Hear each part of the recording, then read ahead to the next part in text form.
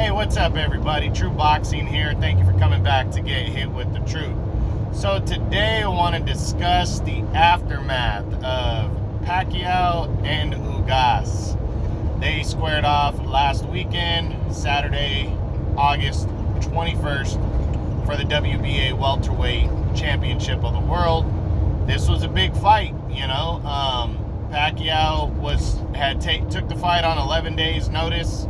As did Ugas. Ugas was supposed to fight against, I think, Fabian Maidana on the undercard. And he decided to fight, take the fight with Pacquiao. And, for a lot of people, it was a foregone conclusion that Pacquiao was going to win this fight. If you watch my breakdown video, I said I wouldn't be surprised if Ugas pulled the upset off. He's a very good fighter. And he showed that. He went out and he pretty much just outworked Pacquiao with a jab and a good counterpunch, which, arguments have been made since that Pacquiao struggles against counterpunchers. And, hey, I cannot argue with that. Mayweather beat him. He struggled mightily against Juan Manuel Marquez, probably his greatest rival. Marquez always seemed to be in the fight with Pacquiao because Marquez was a supreme counterpuncher. But all that being said, my take on the fight was quite simply, people have to consider a handful of things.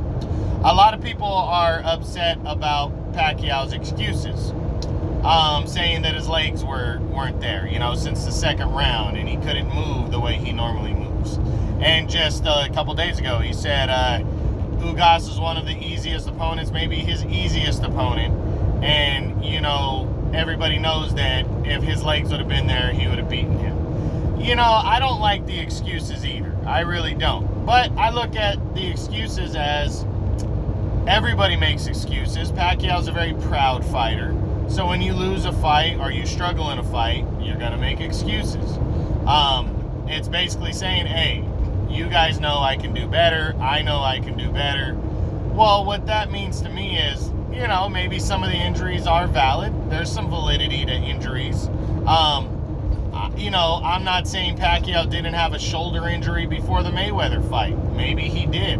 The point is the fight went forward. If you show up on fight night, if you're able enough to get in the ring, then the end result is the end result. Fair enough, right? Okay. So I know a lot of people want to say no excuses. Well, for Pacquiao, I think he's making excuses because he feels he can do better. Well, now, here's my thing. If Pacquiao feels that way, then go fucking get the rematch then with Ugas. He says he can come back in January. He says he might fight Ugas again. I think he's talking this way because he's pissed off that he lost to a guy with a low name, a low-level type name, in terms of the boxing community, and the media. Well, more to the casual fans. Maybe to his own country, the Philippines. Maybe his people, they're going to be upset because he lost to a guy with not a big name. And he lost in America. It wasn't like he lost in the guy's home country like Jeff Horn, who Pacquiao got robbed against in Australia. I don't think Pacquiao really felt after a certain amount of time that he needed to give Horn the rematch, because Pacquiao looked at it like, hey, I clearly beat the guy. I got robbed, and I was in that guy's home country. Well, this is a different scenario. This guy didn't have a full training camp to train for Pacquiao. He came out of nowhere. He beat him. So now, hey, I think the excuses have some validity to them. And the reason I say that, I'm not saying that's the reason Ugas beat him, but that's why you have the rematch. But the excuses, let's say Pacquiao wasn't at 100%. Okay, it happens, whatever. All right, maybe that plays a little role in it. Fair enough. What about Pacquiao taking a fight on short notice? Now, guys have argued, well, so did Ugas. Fair enough, but guys, you have to look at something. Fighters of Pacquiao's magnitude, and even just A-side fighters heading into a fight, any fight, it could be A-side prospects fighting nobodies. That mentality that you walk into the ring with as the favorite, as the A side. I said it with Tyson Fury and Deontay Wilder, that I'm picking Fury, but this is the first time that I'm picking Fury in 4 major fights of his career. Klitschko, he was the underdog. Both Deontay Wilder fights, he went in as the underdog. This is the first major fight that Fury's going in as the favorite. That changes your mentality. You tend to overlook a guy. And say Wilder goes out and knocks out Fury. Is it too much of an excuse to say that Fury was overconfident because of what he'd already done? That's the same thing as Pacquiao overlooking Ugas. And that's a real thing. You overlook a guy who doesn't have a big name. You're starting to look down the road towards possibly the Errol Spence fight, which he was talking about the week of. Last week prior to the fight, he was talking about how he'd be willing to fight Errol Spence. He'd be willing to fight Terrence Crawford, possibly.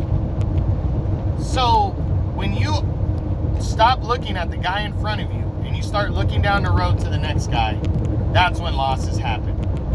They've happened throughout, time, guys, throughout boxing. It happens in all sports, but boxing is perfect because it's one-on-one. You go into that fight, you're overlooking a guy, you can be beat straight up. Everybody wants to argue Mayweather-Castillo, right? I mean, Mayweather and Pacquiao now. I mean, they've been doing it. I follow a boxing page on Facebook. That's all they fucking do. Every other post is about how much better Pacquiao is than Mayweather, or Mayweather-Pacquiao, blah, blah, blah, blah, blah. Oh, and the Mayweather fans, oh, Mayweather's undefeated, blah, blah, blah. You know what? Mayweather shouldn't be undefeated. Go back and watch Mayweather, Jose Luis Castillo won for the lightweight championship of the world at 135. Mayweather fucking lost that fight. He got outlanded. He got outworked. And if you go back and you turn the noise off, everything, and you watch that fight from round 1 to round 12, Castillo won at least 8 rounds of that fight. Clearly won. And you know how I know he clearly won? Because Mayweather got so much shit after that fight that he should have lost, that a year later he fought Castillo again and he beat him. And cleanly beat him, without question. Now how did Mayweather do that? Castillo was better on night 1. You know why Castillo was better? Because Mayweather overlooked him. Mayweather got caught in his own thing, which, hey, it happens. That's the point I'm trying to make. You get caught in your own image. You get caught as the A side looking down the road. Another prime example, talking about Pacquiao. Pacquiao and Eric Morales were signed on to fight for their first time. They fought on the same card to build their fight, to promote their fight later on. And I believe the guy's name was Zahir Rahim, upset Eric Morales on that card. The fight with Pacquiao was already signed. They fought later on. The next fight, Pacquiao and Morales fought each other. And Morales beat Pacquiao. Because he came in fully focused on the guy in front of him. He knew the fight with Rahim. One, it was a bad matchup. Rahim was a good fighter. And kind of an awkward boxing style. But Morales at his best probably beats Rahim. And that's the point, guys, is Pacquiao took the fight on 11 days notice. That's hard to prepare for a guy on 11 days notice. It is. And again, you can throw that same thing towards Ugas, but the difference here, guys, is Ugas is hungry. Pacquiao is just fighting to continue to fight. It's what he loves to do, yes. But he was looking at Ugas as a stepping stone to the fight that should have happened with Errol Spence. And, hey, it happens, and that's why, to leave no doubt, I've been going back and forth with my buddy Imri Khan on my boxing page that I follow. He runs it. Go follow it. It's called Boxing Fanatics. Very good page. The guy's got hundreds of thousands of followers. Very good boxing page. And me and him have went back and forth a couple times, having a discussion and a debate about it. And my thing is this. All these excuses, everything I'm saying, everything Pacquiao's saying, leave no doubt, rematch is what I believe needs to happen. You go fight him in a rematch, you get a full training camp. You can't do nothing about your legs the night you step in the ring. Pacquiao's used that excuse before. Can't do anything about that. If you're not 100%, you're not 100%. But your age, all that stuff, hey, it could all be solidified, black or white. It's 100% if you rematch, and then you leave no doubt. Ugas has already said he's down. He said a guy like Pacquiao deserves it. Ugas is a very humble fighter. I like Ugas, and he's very good. Pacquiao needs to leave no doubt in their rematch. He really does. For Ugas, this was a career-defining win. Ugas can do anything he wants now. He really can. He has a career for as long as he wants to fight because he beat Pacquiao. Plain and simple. Look at Jeff Horn. Jeff Horn, in my opinion, scrub status. Not that good of a fighter. The only reason he made it to 12 rounds is because he was so much bigger than Pacquiao. Jeff Horn's competing at middleweight now. That's how big of a dude that dude is. And Pacquiao whipped his ass that night and got robbed. But look at what Horn's career has become. Up until this year, last year, the guy was still, even after Terrence Crawford destroyed him a couple years back, he's still fighting in fights trying to get back to a world title level. He was damn near close last year or the year before to getting a middleweight title shot against Ryota Murata because he beat Pacquiao. He's always going to have that name. It's no different than Danny Williams when he knocked out Mike Tyson, Buster Douglas. These kind of low-level guys, you get a win against a guy on the level of Pacquiao. If Caleb Plant were to upset Canelo, his career is set. And that's what I'm saying, guys. You have to factor all these things in. But Ugas, this was a career-defining win. If he rematches Pacquiao and loses, nobody's going to be surprised. But he'll still have the first win, and he's got a career now made. He's going to make money the rest of his fucking career because he decisively beat Manny Pacquiao. And he becomes one of only 4 men to get a unanimous or better call since Pacquiao's become, the dominant figure and been winning world titles. Pacquiao lost early in his career. A couple times he got knocked out. But that was when he was building. Since, let's say 2000, 2001, since he became a superstar, the last 20 years, only 4 men in that time frame have beaten him. And Morales barely beat him by unanimous decision. That was a very close fight. I had it 7-5. Morales won, but it was close. But the other 3 fights have been decisive victories. Juan Manuel Marquez laid him out, knocked him out cold, the only guy to do that of this era. And then you had Mayweather cleanly outboxed him, and Ugas cleanly beat him.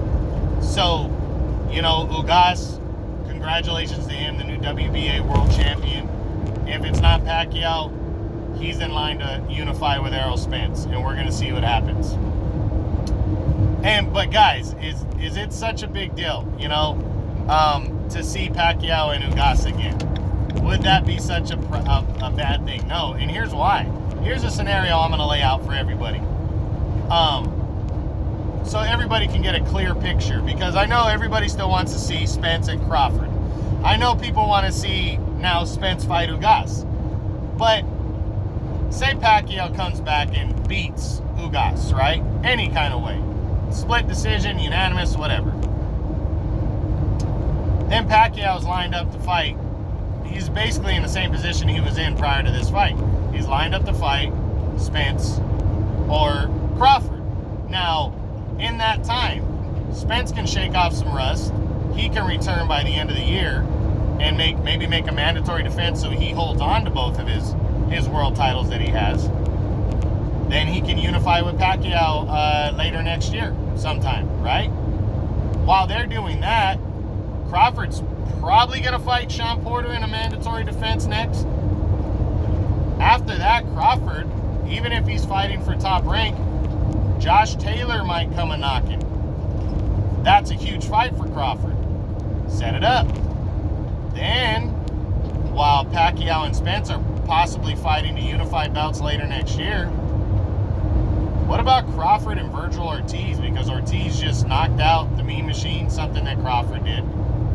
And then there's no doubt they've all had big fights and beaten the best fighters.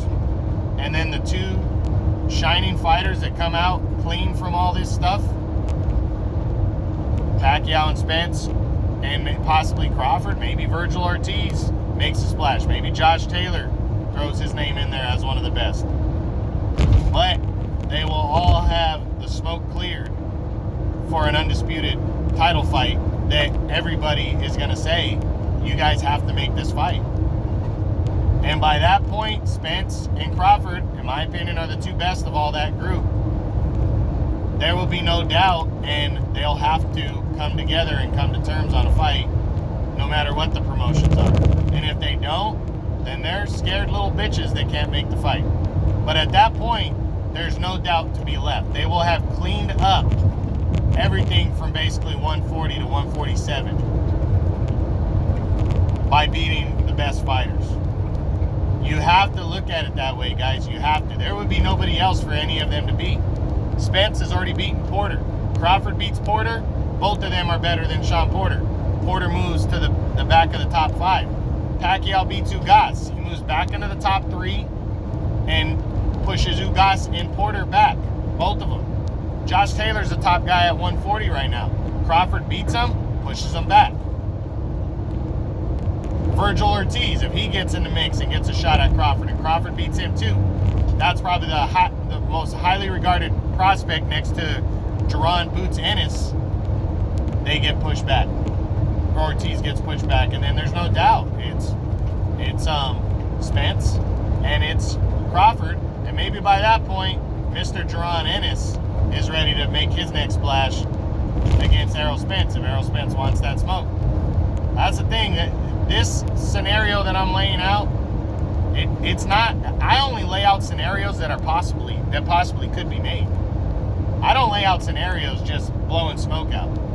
Crawford and Ortiz, Crawford and Josh Taylor are with the same promotion. That fight can be made, and it probably will. They're already talking about it. Crawford and Ortiz, that's top rank working with Golden Boy. Ortiz is at the top of the WBO. He's the #1 contender right now. So the WBO might allow Ortiz to fight somebody else to become the mandatory lockdown #1 contender. And then second half of next year, if Crawford's not fighting Pacquiao or Spence, mandatory title fight. Do it again, just like they're doing it with Sean Porter right now. They're going to force these two sides to go to a purse bid, and they're going to have to work out a negotiation, or Porter can't be the #1 contender, or Crawford can't be the world champion.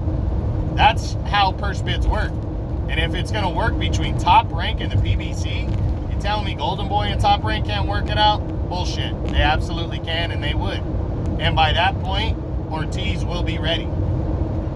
And there's no doubt to be left. So we're in an exciting time. This was not a bad scenario that got laid out for us with Ugas, because Ugas is a great fighter.